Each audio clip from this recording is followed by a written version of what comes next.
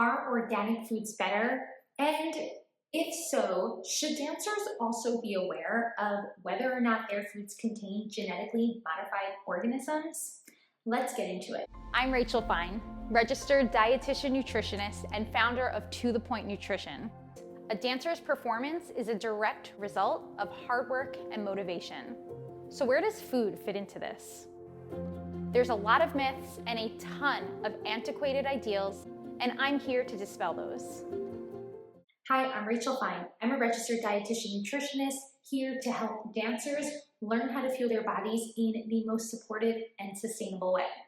In other words, I help dancers rebuild their relationships with food. And in doing so, my goal is to help dancers debunk a ton of myths and misconceptions in regard to the foods they eat. Now, I've spoken about this before, but many dancers struggle with clean eating. And the reason why I purposely describe clean eating as being a struggle is because clean eating, more often than not, exacerbates all or nothing thinking and can even be the catalyst for what ultimately can become disordered eating habits. For dancers who are struggling with the clean eating mindset, the question about organic foods and genetically modified foods always comes into play. In this video, we're going to talk about what dancers should consider around both of these topics, because I want you to walk away with the ability to answer the question, are organic foods better for me? Because especially in conversations around organic foods, many dancers might feel that organic foods are healthier and therefore worth the splurge. And because organic foods often cost more, some dancers will consider whether or not the organic price tag is even worth it. And if the organic price tag is not something that is accessible to a dancer, then a lot of feelings of guilt can overwhelm. So my hope is that we can debunk a ton of the myths and misconceptions so that you can reduce the food guilt and save a bit more money when you're food shopping. In the US, certified organic foods need to pass several different stringent regulatory agencies before they can be put onto the market.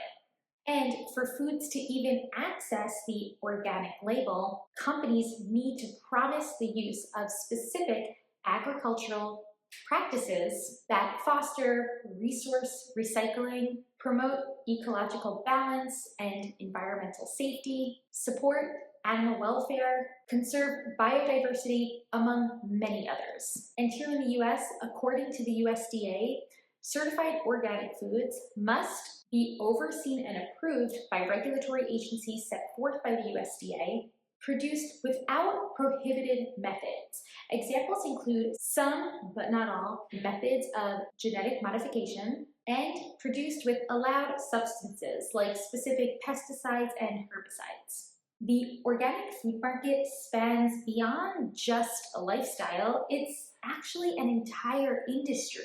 And while most of it sounds pretty awesome, a lot of it, unfortunately, can be quite misleading, especially when we get into the specific labels that we see on our foods, such as made with organic and then a list of ingredients thereafter.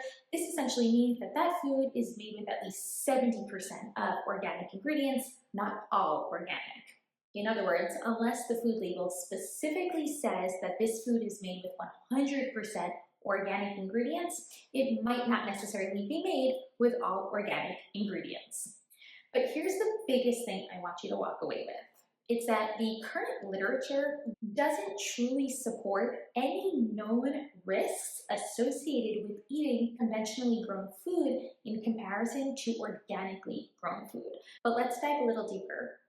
I want to uncover whether or not organic foods are truly worth the investment, specifically from a nutrition standpoint and from a safety standpoint. So that might be a health safety standpoint and even an environmental safety standpoint. If you've ever looked into the topic of organic foods, then chances are you've heard of some lists like the Clean 15 or the Dirty Dozen.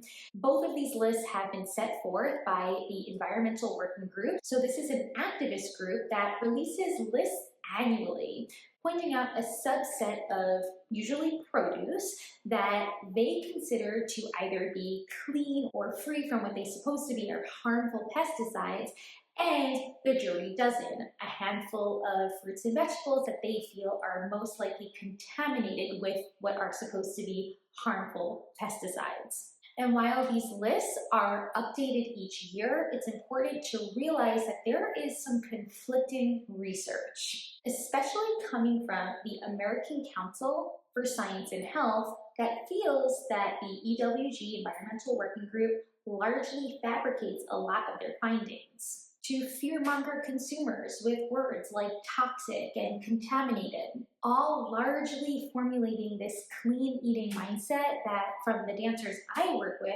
turn into super harmful food beliefs and unsustainable eating habits. Another quick note, the EWG is largely funded by organic farms. So while both sides to the is organic food better argument might have their own pros, I truly believe that it's important to realize that biases exist on both sides. And as I mentioned earlier, there's a substantial amount of research, those of which I'll link in the show notes, that truly do not support the assumption that organic foods are healthier than those conventionally grown. So let me reiterate, there are no significant differences in the health benefits of these foods. Now, when it comes to the safety of our food supply, another regulatory agency known as the EPA, or Environmental Protection Agency, sets limits, otherwise known as tolerance levels, to determine the amount of various additives that can be added to whether it be livestock or crops during production that they deem to be safe. And here's an important point. Contrary to popular belief, pesticide residue on conventionally grown produce is significantly lower than those tolerance levels set forth by the EPA. In fact, a super fun resource that I'll link in the show notes even goes on to explain that it would take consuming over 850 apples in one day to reach the tolerable limit that has been set forth by the EPA. So it goes without saying, the amount of pesticides that you might consume from eating a non-organic apple will truly not make or break your health. There is one additive that has gotten a ton of negative press in the years, and that's glyphosate, which is also known as Roundup, a weed killer that is commonly used in conventional farming methods of wheat. But recent studies have shown us that glyphosate undergoes very little, if any, metabolism in the human body. So any minute amounts that you might be getting from your standard non-organic wheat-based cereal is likely to just be excreted largely intact when you go to the bathroom. I really want to reiterate this because you are likely to see a ton of claims surrounding this specific additive, especially when it comes to non-organic breakfast cereals, bread products, and grains. But you should not feel pressured to purchase organic products if that's not a priority for you. And you surely should not feel guilt if you are consuming a non-organic, for example, breakfast cereal. The bottom line is that the research shows us that the minute levels of this additive, among others, are not negatively impacting your health. Also part of the conversation when it comes to organic foods is safety from an environmental standpoint. First things first, you should know that even organic farming methods require the use of pesticides and herbicides in their growth. The major difference between produce that is grown conventionally versus produce that is grown with organic practices is the use in the amounts of natural pesticides versus synthetic pesticides in production. But I want you to understand that over 99% of synthetic pesticides that are used in conventional production actually come from plants. And while some of those natural organic pesticides are known to be environmentally friendly, it's important to realize that even some of those synthetic pesticides are also known to be environmentally friendly. But here's the kicker. Most organic farms need to use even more of those natural pesticides in order to get the job done, likely because they're less potent. And some synthetic pesticides might even be more sustainable and better for the environment in the long run.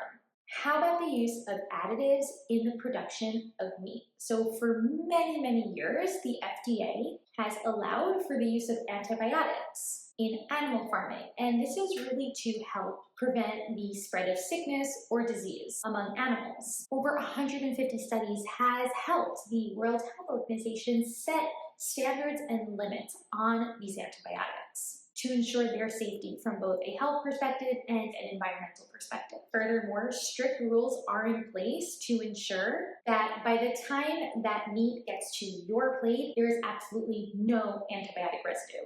And in regards to hormones, specifically in poultry and pork, these have been banned since the 1950s. So any labels that suggest no hormones used is just a marketing ploy.